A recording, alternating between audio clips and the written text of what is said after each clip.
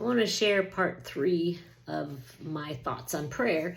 And this last one I want to talk about is not just prayer, but unanswered prayer, or maybe we should say prayers not answered the way we wanted. Now, I had a grandma, and some of you will remember my grandma is very loving and kind, God-fearing, loving grandma. And everyone loved grandma. She had sucking candies in her purse, and everybody wanted to call her grandma, which pretty much did.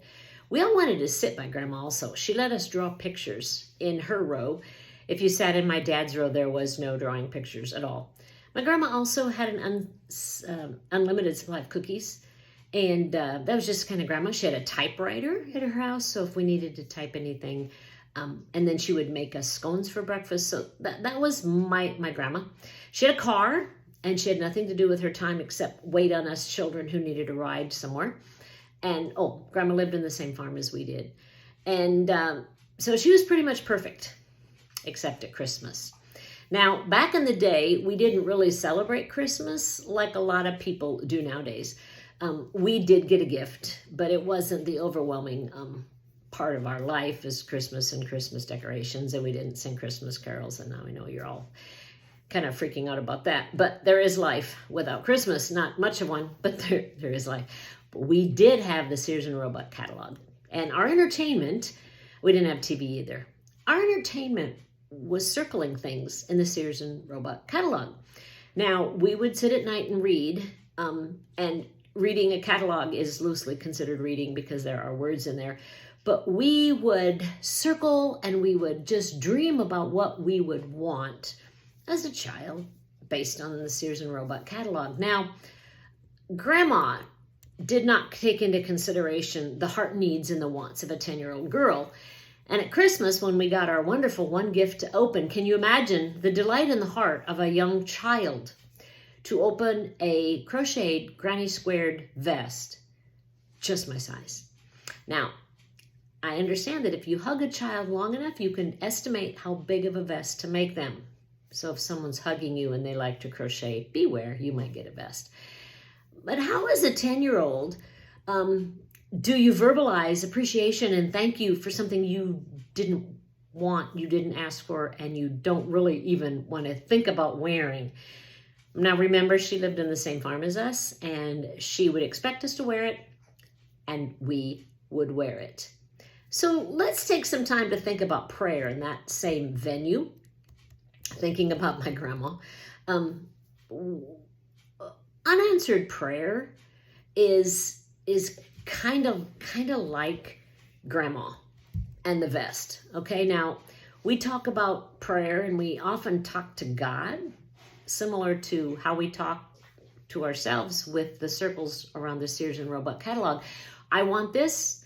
I would like that. I need those. I need 3 of this other.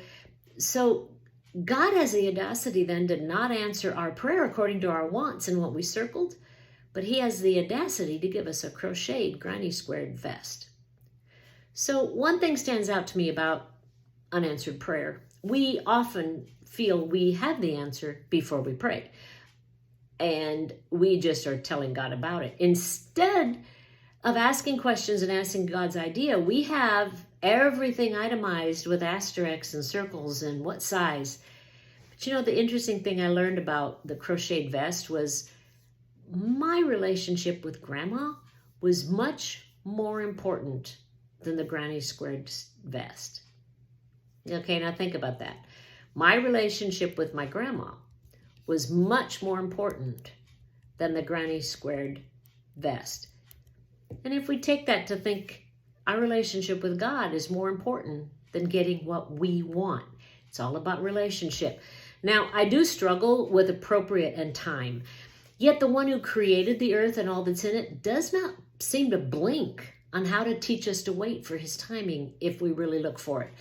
Think of an egg hatching. Now, if you help out the chick as it's trying to get out, if you help it, it'll kill it. So the struggle coming out of that shell is what helps the chick develop what it needs to survive.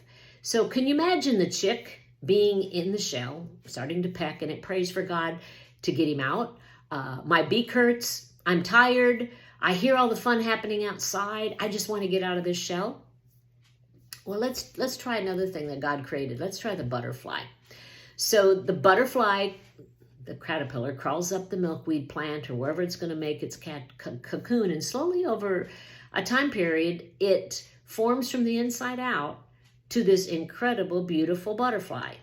Now, if butterflies don't struggle getting out of the cocoon when it's time, their muscles do not develop and they cannot fly once they are free. So God provides us with examples of unanswered prayer in nature if we really just slow down and look for it. And 2 Corinthians reminds us that we walk by faith, not by sight. So really, we stand by as a chick pecks its way out of a shell and a butterfly slowly emerges. Biology class wasn't wasted on us. But when we start talking to God about making us wait for answers to prayer, or it's really not what we wanted, we forget that he has showed us all around his creation that it's not just about what we want, it's about the bigger picture. In other words, he reminds us that it's more about the relationship to him, with him, than that crocheted vest that we might be holding that we didn't think we wanted. God desperately wants a relationship with him. God never portrayed himself through time as a list checker.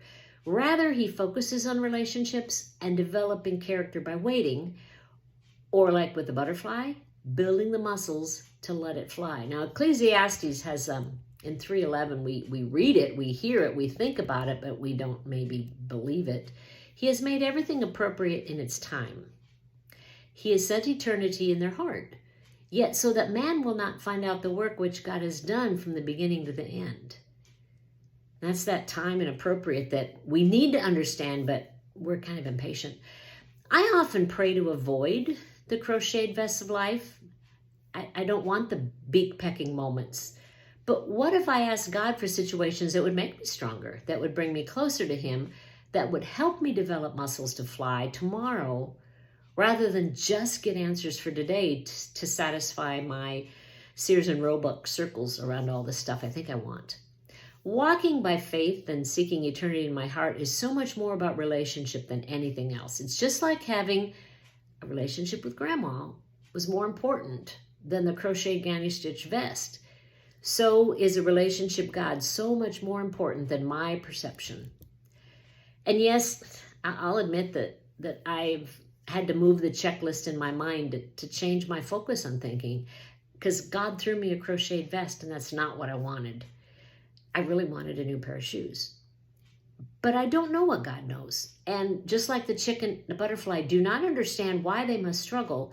Once they get past the eggshells in the cocoon, it makes all the sense in the world. So walking by faith isn't easy. And no one will find out what God has done from beginning to end till much later in life, if ever. But a relationship with God is intended with prayer. And it's our job to work harder on that relationship through prayer.